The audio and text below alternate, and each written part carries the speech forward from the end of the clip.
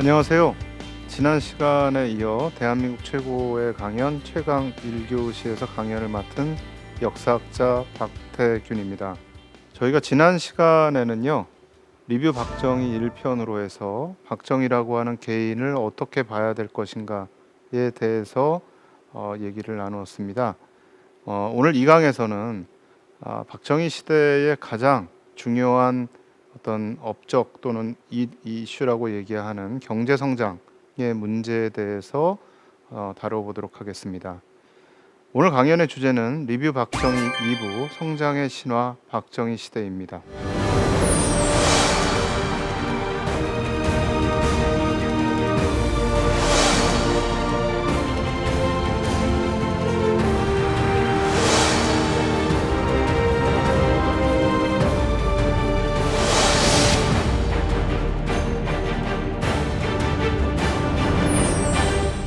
박정희 시대를 가장 대표하는 것이 무엇이냐라고 얘기하면 아무래도 경제 성장에 대한 부분들이 가장 중요하게 제기가 되는 것 같습니다. 물론 이제 인권 탄압과 민주화 운동에 대한 부분도 중요합니다만 경제 성장이라는 부분들이 박정희와 박정희 시대를 평가하는 데 있어서 가장 쟁점이 되는 부분이기 때문에 오늘은 경제 성장을 좀 중심으로 해서 평가를 드리는데요.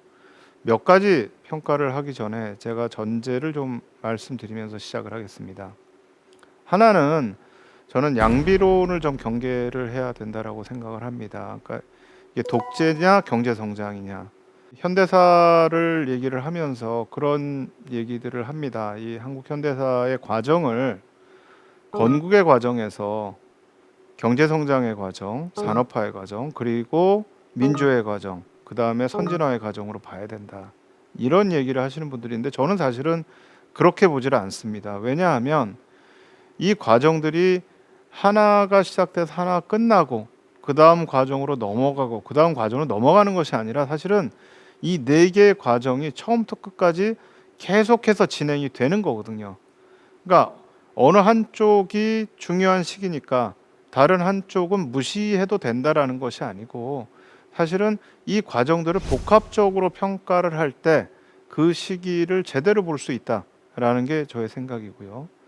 두 번째로 이거는 제가 사실은 이 강의를 보시는 국민들한테 좀 부탁드리고 싶은 건데 제가 경제 성장에 대한 강의나 또는 이제 박정희 개인에 대한 평가를 할 때 가장 많이 뭐 댓글에 달리거나 하시는 말씀이 지금 배부르게 사는 게 누구 덕인데 그런 얘기를 하냐 이런 얘기를 하십니다. 근데 사실은 지금 뭐 배부르게 살고 있다라는 거는 누구 한 사람의 덕이 아니고요. 모든 사람들이 사실은 그렇게 노력을 했기 때문에 그런 거고 그런 방식으로 비판을 하기 시작하면 사실은 그 시기를 객관적으로 볼 수가 없습니다.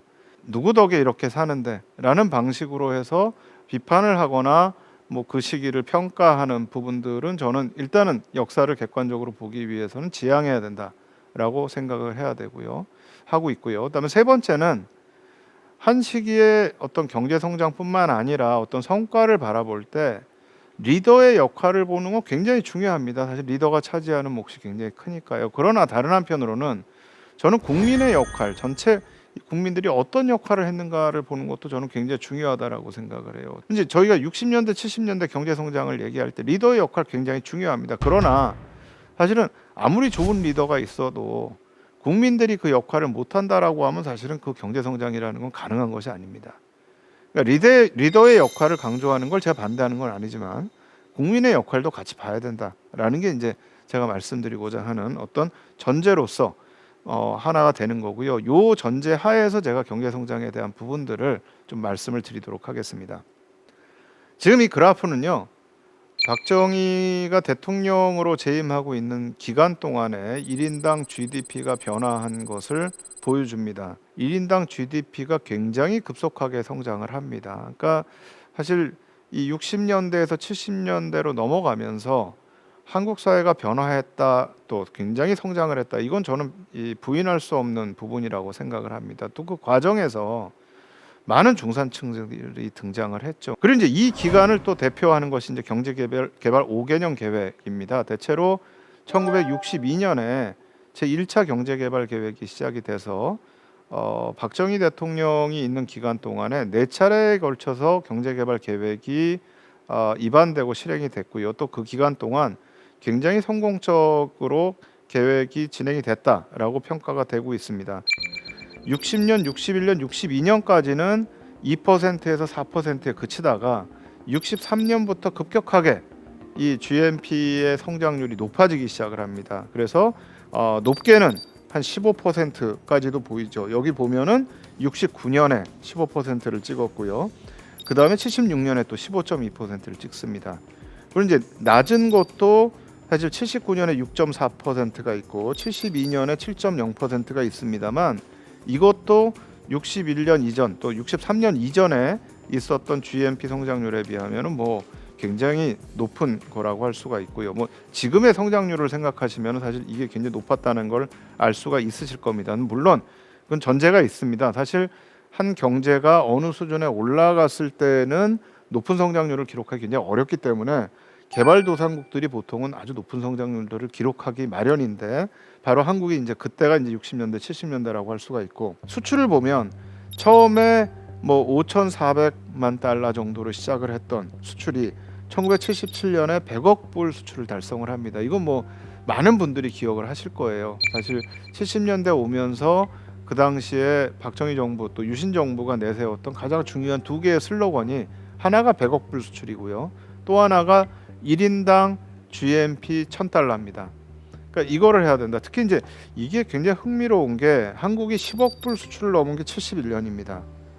71년에 10억 불을 넘고 나서 한 7년 사이에 100억 불을 달성을 하거든요. 그러니까 이건 굉장히 단시간 내에 수출이 엄청나게 늘어났다라는 것을 알 수가 있죠. 물론 그렇게 되면서 수입도 굉장히 많이 늘어납니다. 우리나라가 기본적인 이 천연 자원이 없기 때문에 수출을 하기 위해서는 그만큼 수입이 많을 수밖에 없다라고 하는데 사실 항상 무역 적자에 시달렸습니다. 그래서 수출보다 더 많은 액수의 수입을 할 수밖에 없었던 그런 적자 구조에 시달렸던 걸 볼 수가 있고요. 그런데 이제 또 저축률은 굉장히 올라갑니다. 그러니까 이 시기는 뭐 지금 우리가 상상할 수 없을 정도의 은행에서의 금리를 줬거든요. 그러니까 이율이 뭐 높을 때는 25%까지 줬을 때도 있고요. 낮아도 10%가 넘는 그 정도의 은행 이자를 줬습니다. 물론 거기에는요. 맨 오른쪽 편에 있는 물가 지수를 좀 보실 필요가 있습니다. 이 물가가 높아지면 은행에서 높은 이율을 주지 않으면 사실은 은행에다 돈을 넣는 게 의미가 없어집니다.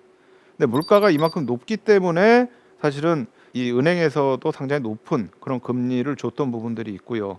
또 그런 부분들이 어떻게 보면 저축률이 높아지는 거는 국내 자본 축적에 있어서는 굉장히 긍정적인 효과가 있지만 물가가 높아짐으로 인해서 나타나는 그런 인플레이션이라는 부분도 좀 감안을 해야 됩니다. 사실은 79년에 가서 경제 위기를 오는데 가장 중요한 역할을 했던 게 이 물가 부분입니다. 그래서 이거는 나중에 제가 뒷부분에서 다시 한번 말씀을 드리고요. 근데 여기에서 이제 보이는 것 중에 하나의 특징이 한국에서의 높은 경제 성장률인데 그럼 이제 다른 나라와 비교했을 때는 어땠을까라는 걸 한번 볼 필요가 있습니다. 60년대에는 일본이 굉장히 높은 성장률을 보이고 있고 뿐만 아니라 이 대만이나 홍콩, 싱가포르도 굉장히 높은 성장률을 보이고요. 또 태국도 높은 성장률을 보입니다. 근데 이게 지금 여기 지금 있는 나라들의 특징이 뭐냐면은요. 일본은 올림픽 특수라는 게 좀 있었습니다. 64년에 동경 올림픽을 했기 때문에 그런데 일본과 한국과 대만 같은 경우에는 사실은 베트남 전쟁 특수가 있었습니다. 예, 태국도 역시 마찬가지인데요. 그러니까 베트남에 군대를 파견을 했거나 또는 미군이 주둔을 하고 있거나 또는 베트남에 가는 물자들을 생산하는 나라들은 60년대를 통해서 굉장히 경제 많이 성장을 합니다. 그래서 이제 한국뿐만 아니라 지금 다른 나라들도 높은 경제 성장률을 보이는데 70년대 오면은 조금 차이가 나타납니다. 특히 이제 일본 같은 경우에는 이게 경제가 어느 정도 성장을 하기 시작을 하니까 경제적으로 이 성장률 자체가 높아질 수가 없어요. 거기에다 이제 70년대 오일 쇼크도 오고요. 또 60년대 말부터 계속됐던 세계적으로 경제 정체 현상이 일어나는 거에 직격탄을 맞아가지고 일본은 이제 성장률이 좀 떨어지기 시작을 하고요. 반면에 한국과 중국과 대만은 70년대 성장률이 굉장히 높습니다. 그러니까 이때 이제 이 어떤 수출 주도형 경제 성장이라고 하는 것이 빚을 발하기 시작하는 거죠. 그러니까 지금도 한국을 비롯해서 이 70년대 경제 성장을 한 네 나라를 네 마리 용이라고 부르는 경우가 있는데요. 그게 한국과 대만과 홍콩과 싱가포르입니다. 그러니까 이 네 나라가 개발도상국 중에서 굉장히 높은 성장률을 기록한 나라들이죠. 그러니까 이렇게 보면 사실은 아시아에서 한국이 경제 성장을 한 것이 꼭 한국만의 특징은 아니다라고 볼 수 있는 부분이 하나 있는가 하면, 두 번째로는 70년대에 가서 보면 상대적으로 다른 나라에 비해서, 그러니까 태국이나 인도네시아나 필리핀에 비해서 한국과 대만과 홍콩과 싱가포르는 높은 성장률을 보여주고 있다라는 거죠. 그러니까 이게 그런 어떤 경제 정책들의 이 수출을 주도해서 나가는 경제 정책이 보여주는 성과의 특징을 보여주는 거다라고 하나 볼 수가 있고요. 남미의 국가들하고 또 비교할 필요가 있습니다. 왜냐하면 이 시기에 60년대부터 해가지고 미국이 원조를 주고 굉장히 집중을 했던 게 아시아만 그랬던 게 아니고요. 남미의 국가들에 대해서도 굉장히 중요한 미국이 원조를 합니다. 그래서 이제 케네디 행정부 이후에 아시아 국가들에 대해서 경제개발 원조를 시작을 하는데, 남미에 대해서는 프로그레시브 얼라이언스라고 해가지고 미국이 특별 원조를 실시를 합니다.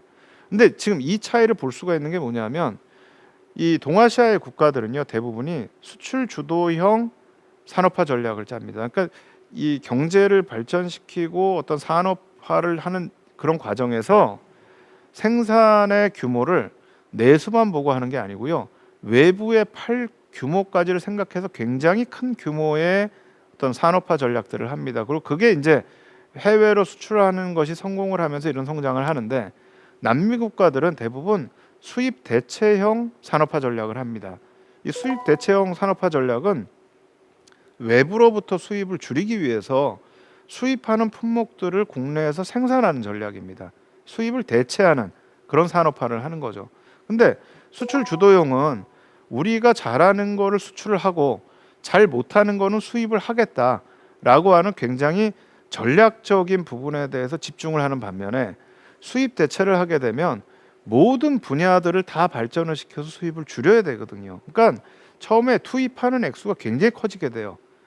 그러니까 수입하는 부분을 이 품목을 만들기 위한 거를 위해서 돈을 투입을 하는데, 그럼 그걸 통해서 어떤 이윤이 나오는가? 그러니까 수입은 줄 수가 있지만 사실은 거기에서 이윤을 뽑아내기 굉장히 힘들어요. 그러니까 그 부작용들이 60년대부터 70년대까지 남미 국가들의 대부분 집중이 됩니다. 그러면서 사실은 동아시아 국가들과 남미 국가들 사이에서의 경제 성장에서 큰 차이가 나타나기 시작하는 거죠. 그러니까 지금 이 추이는 한편으로는 한국만 발전한 게 아니다라는 걸 보여주지만, 다른 한편으로는 동아시아 국가들이 선택했던 경제 성장 전략이 다른 데 비해서 굉장히 뛰어난 전략이었다라는 걸 다른 한편으로 보여준다라고 할 수가 있습니다.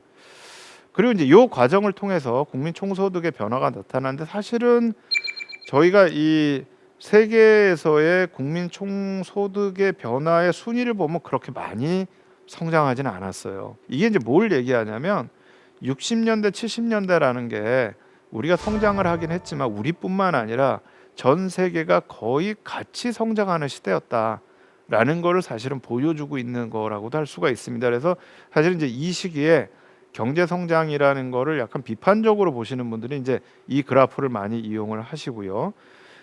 또 세계 GDP 대비해서 한국의 GDP를 보면, 여기에도 보면 60년대 70년대는 대체로 한국에서의 GDP가 성장하는 부분과 전 세계가 성장하는 부분과 거의 비슷한 추세를 보이는 것을 알 수가 있습니다.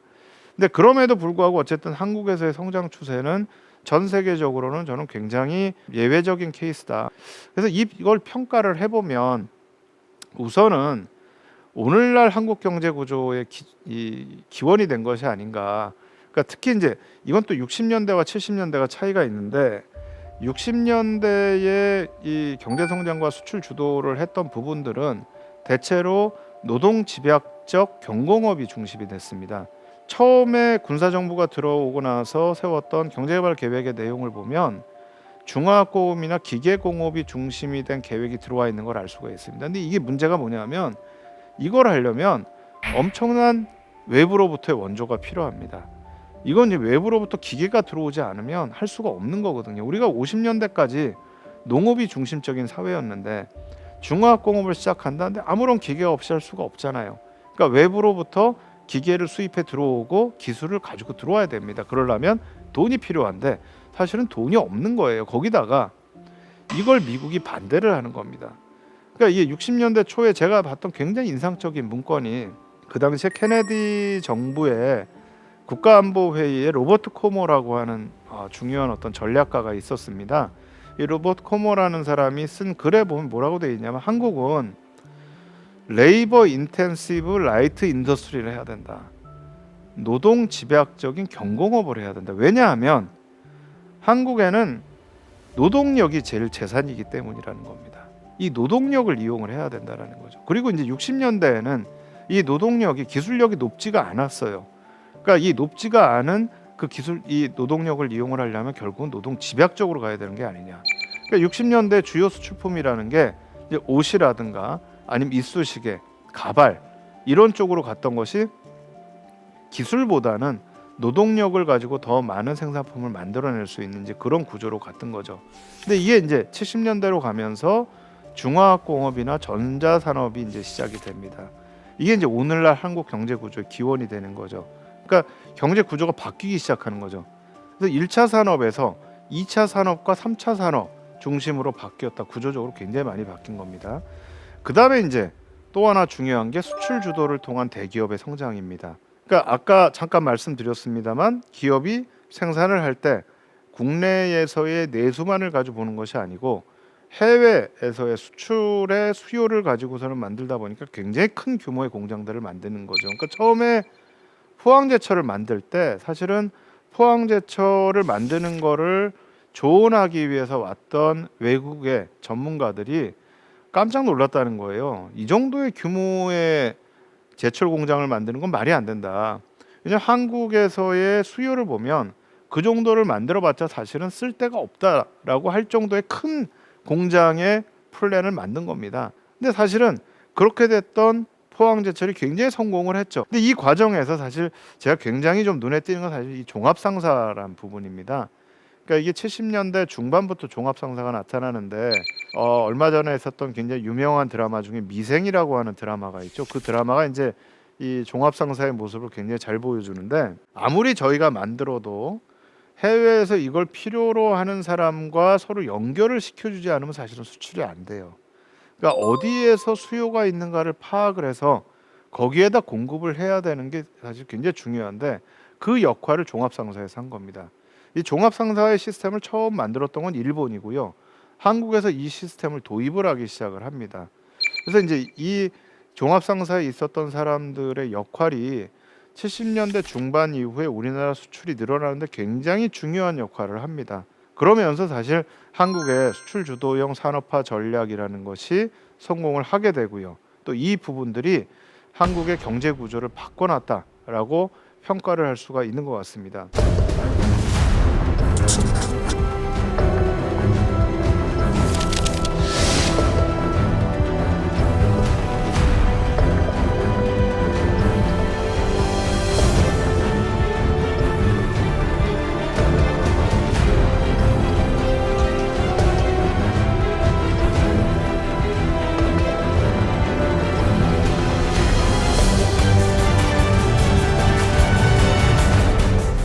그리고 또 하나 이 시기에 경제 성장을 얘기를 할 때 저는 좀 중요하게 봐야 되는 게 미국의 원조의 역할이라고 생각을 해요.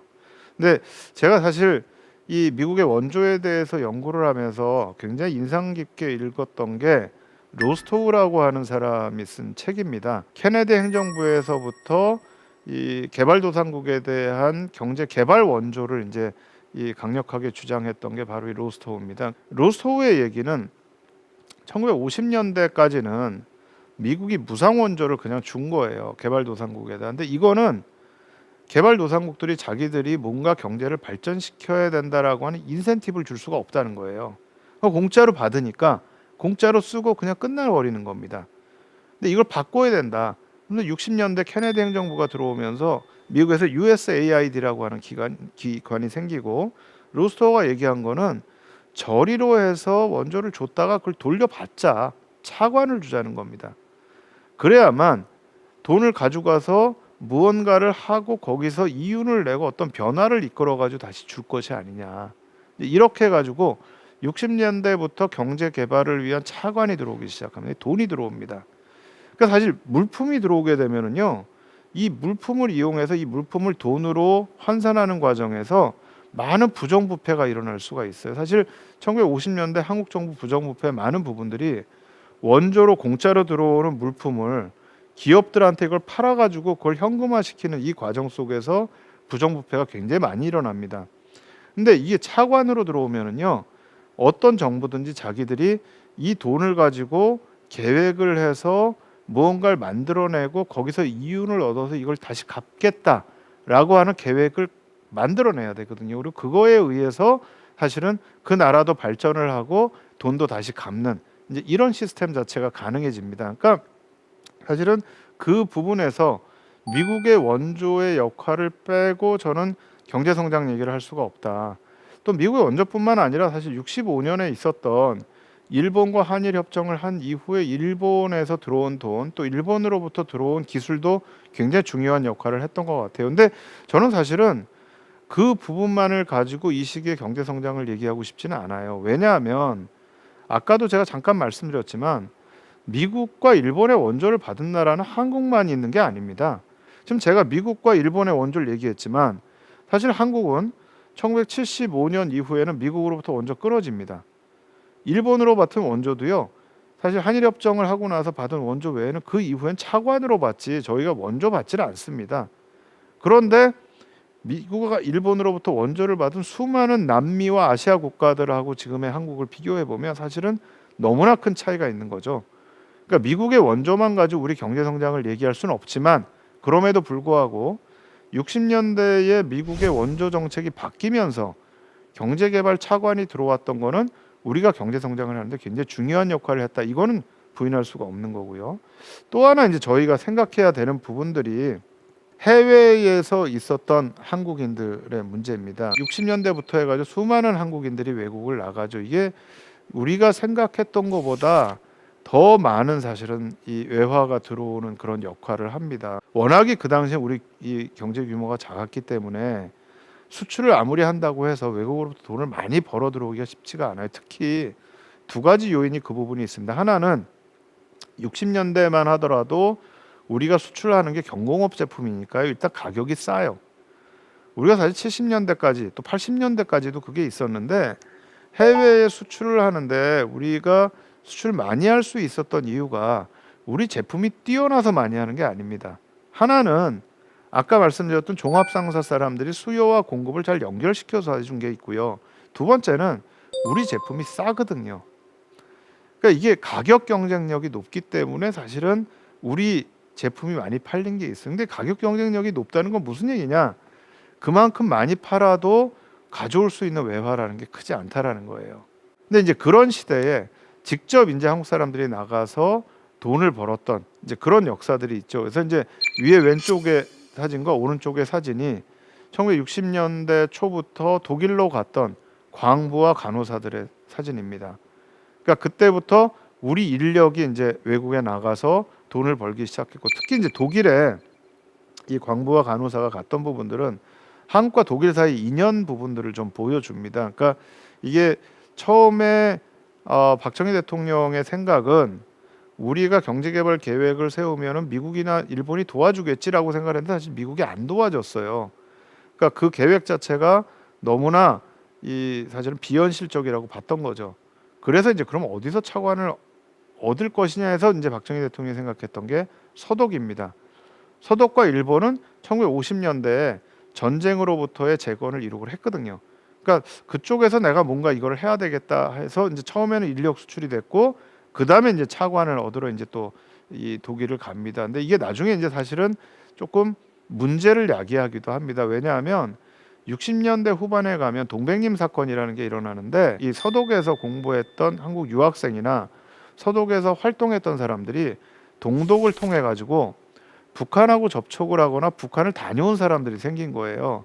근데 이 사람들을 독일에서 체포해서 데리고 와요. 근데 이게 사실은 한국의 경찰이나 한국의 법망이라는 게 독일에서 작동을 하면 안 되거든요. 그러니까 사실 독일 시민사회가 이거에 대해서 굉장히 비판을 하는데, 사실 독일 정부에서는 또 한국 정부와의 경제적 관계가 있으니까, 또 독일도 그 당시에 분단돼 있었고 우리도 분단돼 있으니까 사실 이 부분에 대해서는 좀 눈 감아 준 게 있어요.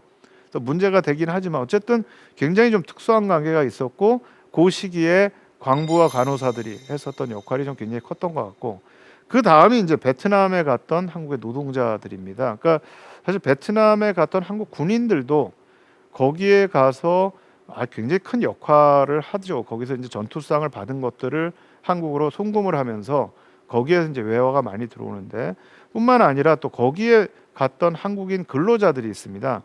그러니까 한국 회사에 취직한 사람도 있고 또 이 미국 회사에 취직한 사람들도 있고요. 이제 국제 시장에 보면은 나오는 이 주인공이 베트남에 파견이 돼가지고 거기서 뭐 죽을 고비를 넘기면서 이렇게 일했던 모습이 나오는데요. 사실 그때 들어온 외화가 또 굉장히 큰 액수의 외화들이 들어옵니다. 사실 이 베트남 전쟁 때의 특수를 보면은요, 베트남에 처음에 저희가 파병되기 시작한 게 65년이고요. 73년 초까지 한국군이 베트남에 있었고 또 거기에 한국 근로자들이 쭉 활동을 했는데, 그때 들어온 걸 저희가 특수라고, 전쟁 특수라고 하고요. 전체 우리나라의 수출 총액에서 전쟁 특수를 통해서 베트남 전쟁 특수를 들어오는 그 거의 40%, 50%에까지 육박한 적이 있었고요. 그게 줄어들었다고 하더라도 70년, 71년에 24%, 12% 수준까지 계속 유지를 합니다. 근데 이 중에 많은 부분들이 해외에 있었던 한국 군인들과 한국의 근로자들이 국내로 송금한 돈이 사실은 많은 부분들을 차지를 해요. 또 이 많이 차지했던 게, 한국이 거기에 파병을 하게 되니까 미국 쪽에서 한국 제품을 많이 사주게 됩니다. 그때 이제 제일 많이 수출했던 것 중에 하나가 사실 메리아스입니다. 지금은 메리아스라는 표현을 안 쓰는데, 이 위에 입는 이런 이제 셔츠 같은 걸 저희가 메리아스라고 하는데, 이게 이제 미국 시장에 굉장히 많이 들어갑니다. 그러면서 전쟁 특수 돈을 많이 벌게 되는데, 그 당시에 한국군이 받았던 전투상하고 한국 근로자들이 받았던 수당 중에 국내에 붙인 돈의 액수의 퍼센테이지를 봤어요. 근데 이게 80%가 넘어요. 근데 제가 베트남 전쟁 연구하면서 이제 그 당시에 베트남에 있었던 분들의 얘기를 들어보면 이런 얘기들을 합니다. 한국군이 굉장히 무섭기는 했는데 자기들이 한편으로 볼 때는 한국 군인들이나 한국 근로자들이 되게 불쌍했다는 거예요. 왜냐하면 맨날 이분들이 일을 하고 뭐 전쟁만 할 수가 없으니까 이제 휴가를 받을 때가 있어요. 그러면 휴양지에 가면 미국 군인들은 거기에 가가지고 선탠을 하면서 맥주를 마시면서 이러고 노는데, 한국 군인들은 물에 들어가면 나오질 않는다는 거예요. 아무것도 안 사 먹는데, 기껏 사 먹어야 뭐 콜라 한 병 사 먹을까? 그러니까 사실은 이분들은 거기서 정말 좋은 아빠이고 좋은 아들이고 좋은 남편이었던 거예요. 그러니까 자기들이 사서 먹고 해야 될 것들을 다 아껴가지고 국내에 다 송금을 한 거죠.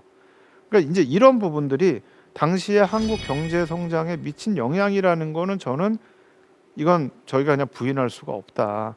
그러니까 이 부분들은 한국 경제 성장의 한 부분으로서 저희가 분명히 평가해야 될 부분이라고 생각을 하고요.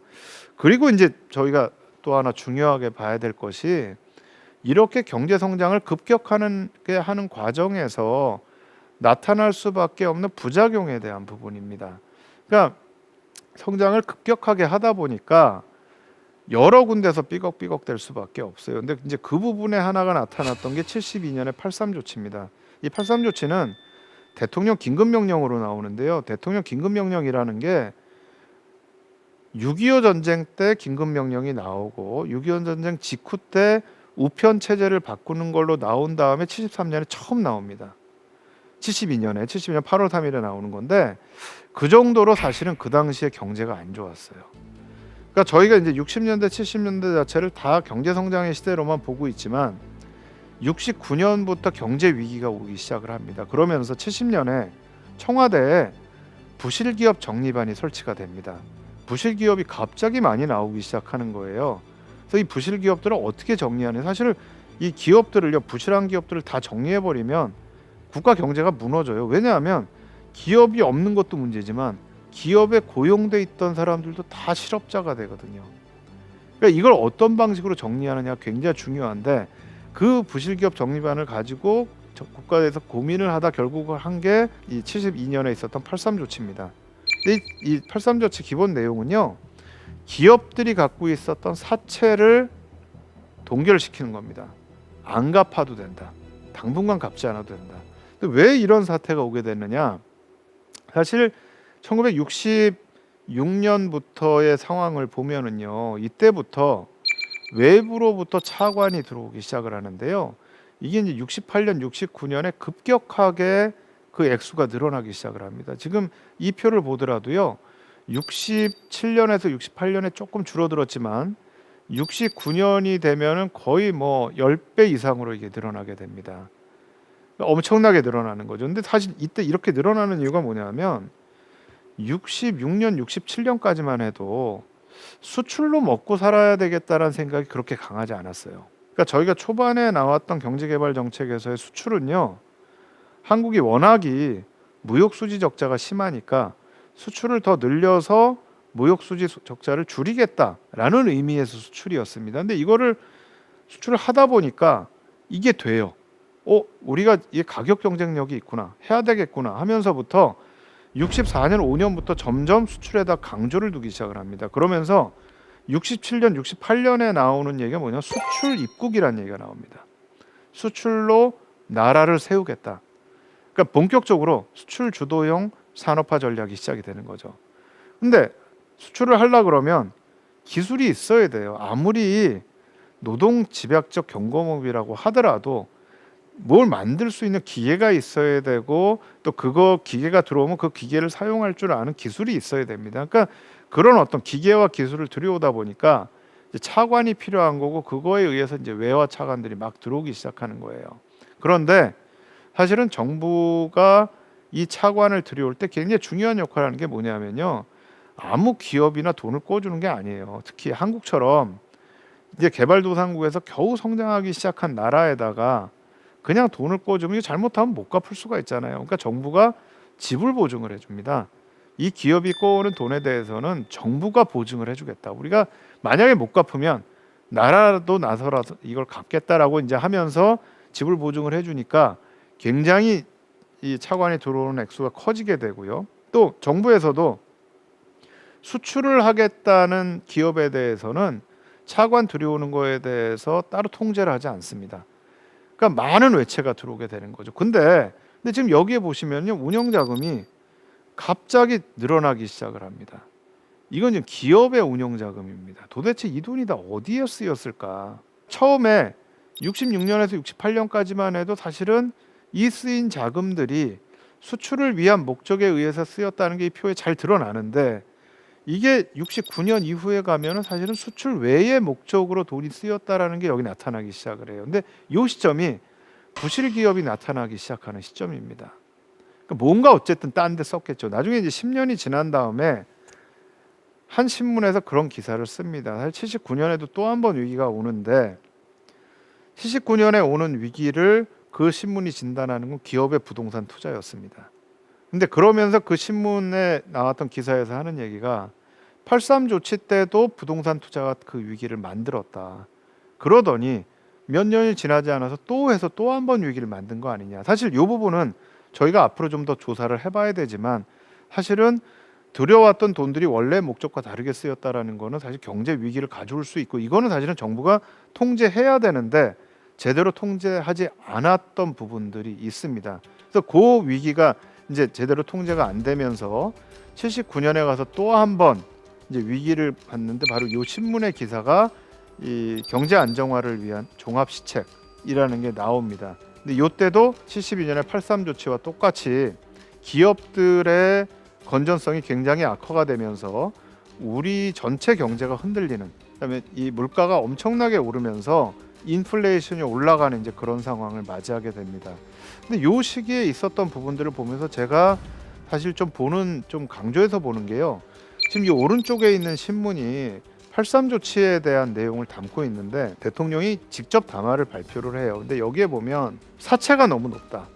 사채 비율이 너무 높아가지고 기업들이 다 무너지게 생겼다. 그래서 당분간 기업이 지금 빌려온 사채들, 개인의 돈 빌려온 거를 당분간은 안 갚아도 되게 하겠다.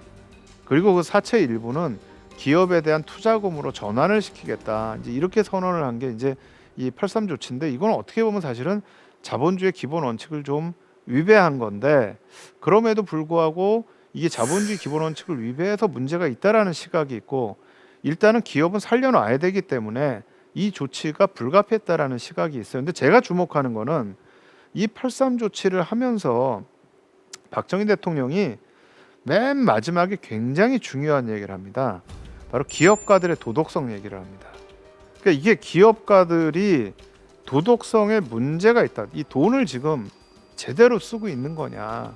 이 돈이 지금 경제 성장을 통해서 우리가 산업화를 하고 근대화를 하고 성장을 해야 되는데, 당신들이 지금 돈을 어디다 쓰고 있는, 당신들 모랄 해저드, 도덕적 해이에 대한 걸 지적을 합니다. 그러면서 앞으로 다시 한번 이런 사태가 있으면 그때는 절대 구제하지 않고 이 부분에 대해서 책임을 묻겠다라는 얘기를 맨 마지막에 합니다. 저는 이게 어쩌면 당시에 한국 정부가 하고 싶었던 얘기일 수도 있었던 것 같아요. 왜냐하면 제가 본 자료 중에 보면 당시에 청와대에 있었던 비서실에서 각 기업들이 보유하고 있던 부동산 조사를 합니다.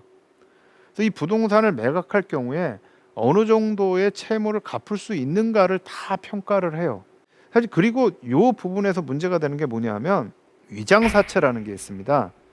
이것도 그 당시에는 굉장히 문제가 된 건데, 기업가가 자기의 돈을 이 기업을 통해서 해서 번 돈을 기업에 다시 투자하는 게 아니고요, 자기 이 주변에 있는 사람 이름으로 해가지고 기업에 사채로 줘요.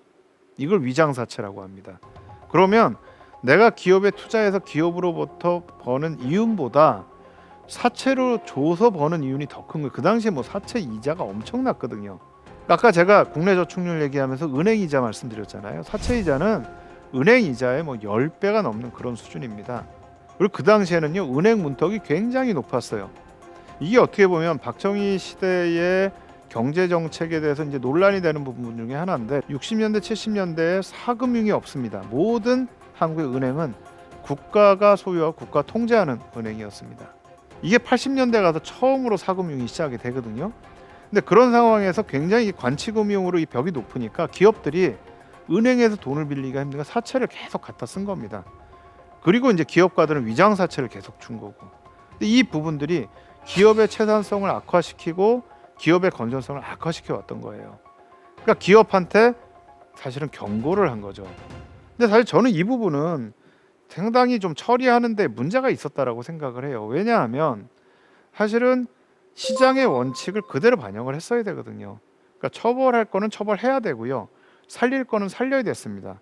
물론 우리가 그 당시에 경제 성장의 그 과정에 있었기 때문에 기업들이 우르수수 다 무너지면 안 되죠. 그러나 기업들을 평가를 해가지고 살려야 될 부분과, 또는 정말 문제가 많으면 저는 합병을 시키거나 퇴출을 시킬 수도 있다라고 생각을 해요. 근데 일부 기업들은 사실은 그 시기에 퇴출이 됐습니다. 그런데 그렇게 되지 않은 부분들도 있어요. 그러니까 나중에 이제 83 조치가 나오고 나서 신문들에서 이 83 조치로 인해서 이득을 본 기업들의 명단들이 쭉 나옵니다. 물론 실명으로 안 나오고요, 뭐 D그룹, C그룹, H그룹 이런 식으로 해서 나옵니다.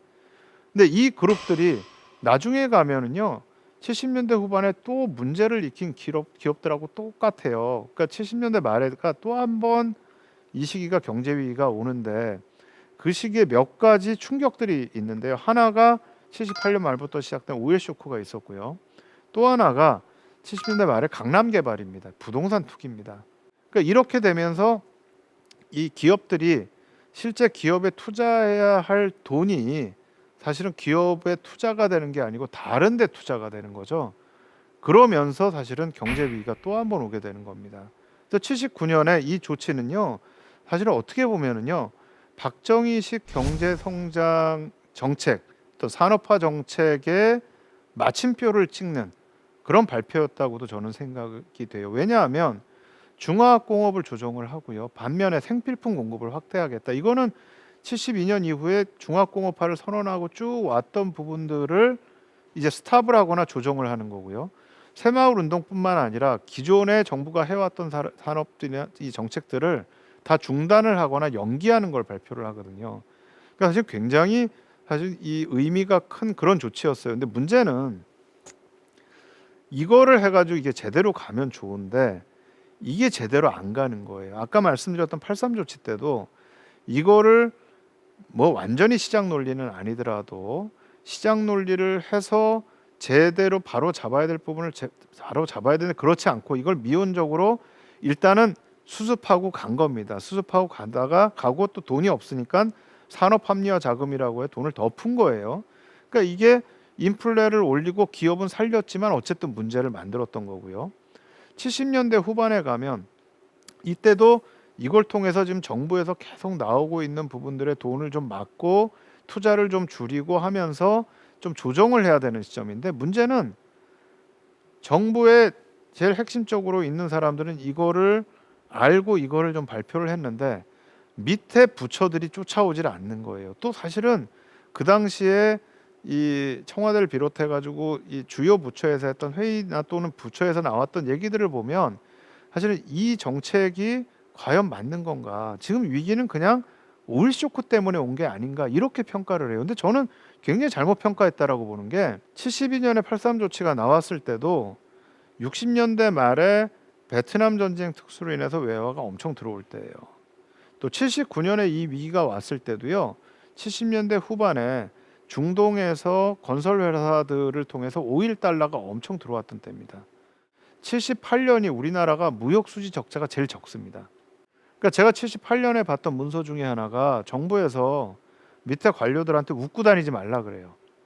그러니까 외국에서 돈이 많이 들어오니까 수지 적자가 별로 없고 그 다음에 이 외화가 많아지는 거예요. 근데 외화가 많이 들어왔다고 웃고 다니면 다른 나라가 아 한국이 형편이 좋아졌구나 해가지고서는 한국에 대해서 굉장히 잘 이렇게 대해줬던 정책들을 다 없애는 거 아니냐 뭐 이런 얘기가 나올 정도로 형편이 좋은데 79년에 이게 나왔다라는 거죠. 그러니까 도대체 60년대 말 70년대 말에 그 많았던 재화들은 다 어디에 갔는가. 그러니까 저는 그 책임을 정부에 묻고 싶지는 않습니다. 모든 것을. 근데 저는 분명히 그 시기에 이 기업가들의 어떤 이 책임은 분명히 있었던 것 같고 또 그거를 제대로 처리하지 못한 정부의 책임도 분명히 있었던 것 같아요. 그러니까 경제 성장을 해왔다라는 것이 굉장히 중요한 업적으로서 우리가 하나를 본다면 반면에 그것과는 다르게 그 사이에 나타났던 문제들을 정상적으로 처리하지 못했던 부분들이 또 하나의 문제가 되었던 것은 아닌가라고 저는 생각을 합니다. 그래서 이 부분들이 이제 70년대 말에서 80년대를 가게 되면은요, 우리가 굉장히 외채가 많아지게 됩니다. 급속하게 많아지죠. 그러니까 여기 지금 총 외채를 보면은요, 72년까지만 해도 뭐 한 3억 달러 정도에서 이렇게 있었던 것이 82년이 되면 이게 뭐 10배로 늘어나게 됩니다. 특히 78년에서 79년, 80년에 엄청나게 많아지는 걸 볼 수가 있죠. 77년, 78년이 외화가 엄청 들어오게 되는 때고요. 또 75년, 76년 이때가 종합상사를 통해서 수출이 굉장히 많이 늘어나는 때입니다. 그래서 이제 77년에 100억 불 수출까지 달성을 한 건데 그렇게 외화가 들어오고 수출이 늘어나는데 왜 이렇게 외채가 많아졌을까? 사실 이 부분은 저는 정부와 기업의 어떤 정책의 실패가 분명히 있었던 게 아닌가.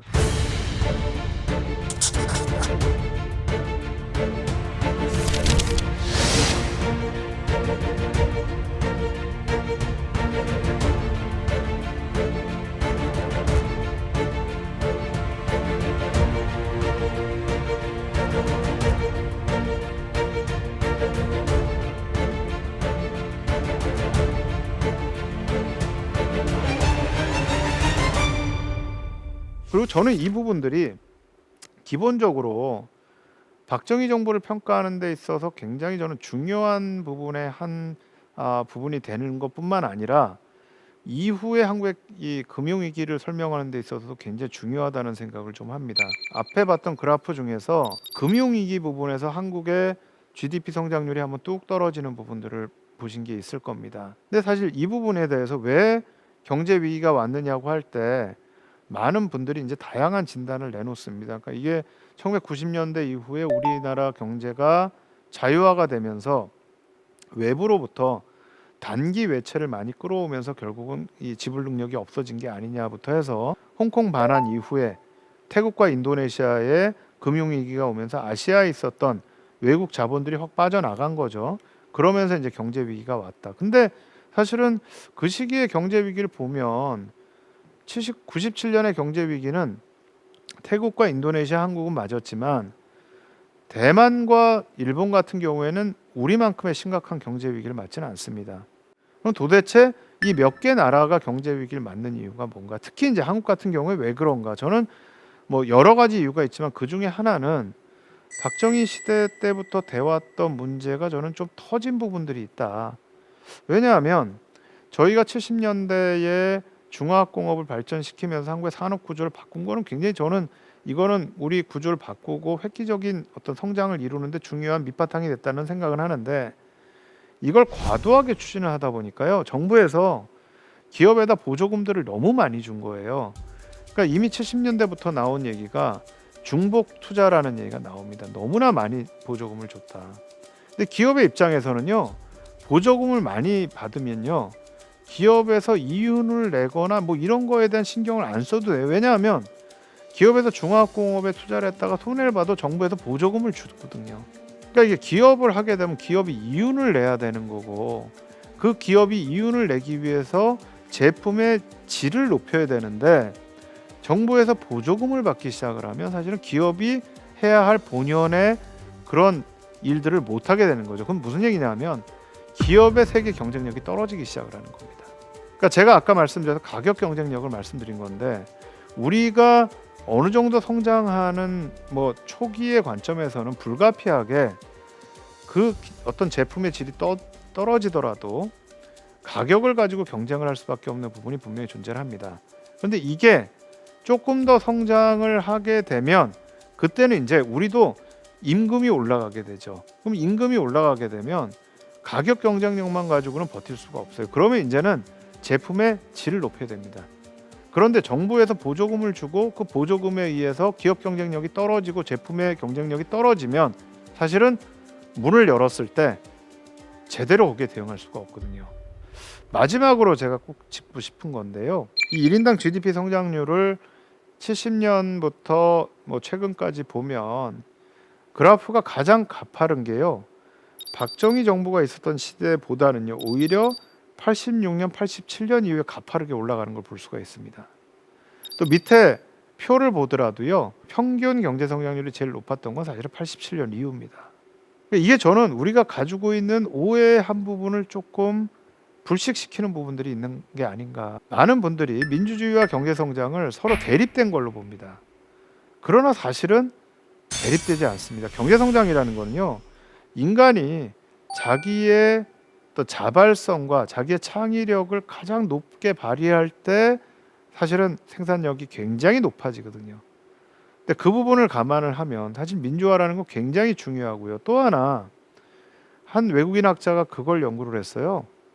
한국과 필리핀에 부정부패 연구를 했어요. 부패를. 근데 한국도 부패 지수가 높고 필리핀도 부패 지수가 높은데 어떻게 한국은 필리핀보다 더 좋은 경제 성장을 가져왔느냐. 근데 이분이 낸 결론은 뭐냐? 한국의 부패는 경로를 단축시켜주는 그런 역할을 하고 필리핀은 가족 부패이기 때문에 그런 역할을 못했다라는 거예요. 그러니까 뭐 승인을 받거나 할 때 부패를 통해서 빨리 승인을 받으니까 경제적인 절차를 줄여준다는 거죠. 근데 사실은 이 부분이 굉장히 중요한 부패인 게 왜냐하면 이게 경로가 뇌물을 주는 사람들한테는 경로를 줄여주고 뇌물을 안 주는 사람들한테는 그 경로가 그대로 굉장히 복잡하고 하면은 이 안에서 차별이 나타나거든요. 그러니까 이것 자체는 저는 결코 건전한 거라고 생각하지 않아요. 오히려 제가 생각하는 거는 한국이 강한 시민사회, 강한 민주화 운동이 있었기 때문에 정부가 또는 기업이 마음 놓고 부패를 못하는 거예요. 그러니까 계속해서 이 공정이라고 하는 그런 가치가 우리나라 민주주의에서 굉장히 중요한 가치로 되어 왔다라는 거죠. 이게 맨 처음에 제가 말씀드린 민주화와 산업화라는 건 서로 떨어지는 게 아니라는 거죠.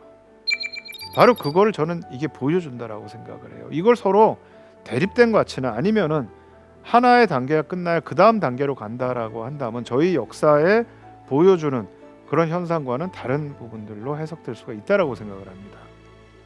저희가 이 시대로부터 무엇을 얻어야 될까? 저는 제일 중요한 교훈이 목적과 수단이 전도되어서는 안 된다라는 부분인 것 같아요. 그러니까 저희가 경제 성장을 해야 된다, 또는 북한과 경쟁을 해야 된다라는 것 때문에 인간의 권리, 인권이라는 게 무시가 되고 많은 사람들이 피해를 받습니다.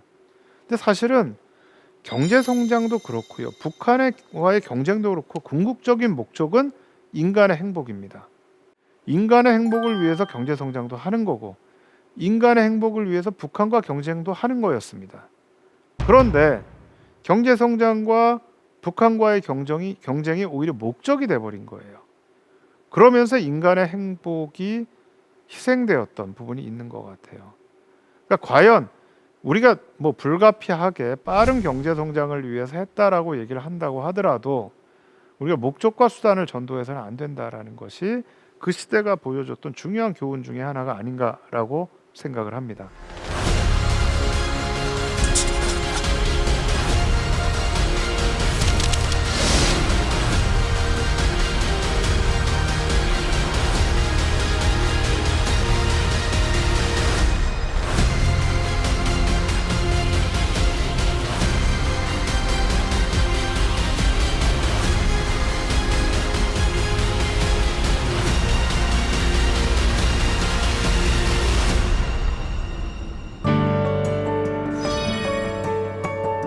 저는 성장과 민주주의는 반대말이 아니다라는 말씀을 드리고 싶습니다.